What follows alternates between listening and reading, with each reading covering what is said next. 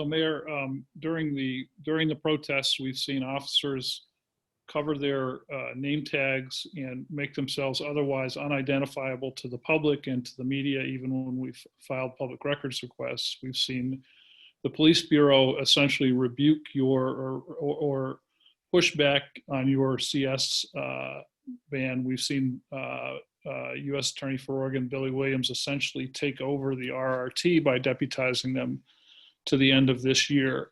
Those three things could give the appearance that you've lost control or ceded control of the police bureau.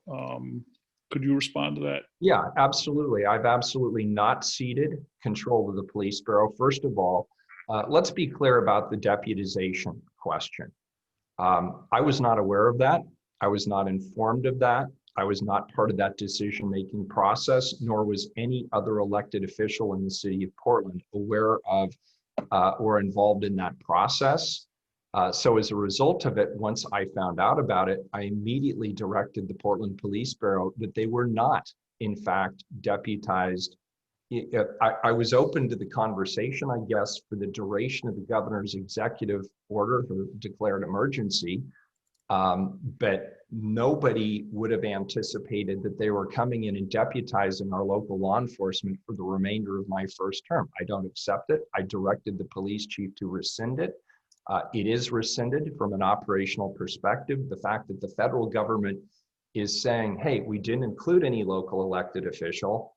We don't have to include any local elected official. We made this decision and it's irrevocable. That's unacceptable to me. And we have two strategies available to us. Number one, I've already done it. I've already directed the police bureau that they are no longer deputized. They've accepted that. And number two, we're going to take the federal government to court. We're going to add this onto an already pending lawsuit with the federal government, and I believe we will prevail. This is an overreach by the federal government, and ultimately this won't stand. And with regard to some of the temporary restraining orders, attacks on the media, I support those. And the media knows that I support those, and we are holding police officers accountable when they engage in those activities. There was a widely circulated video just a week ago of somebody who was attacked by a police officer.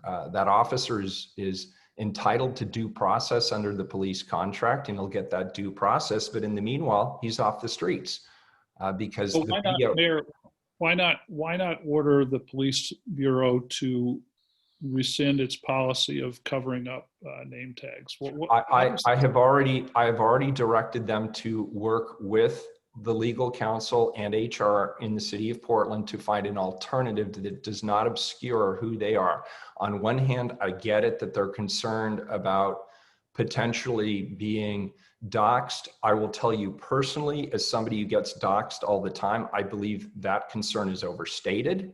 I don't think that our officers are truly being put at risk, but I understand and I hear what they are saying.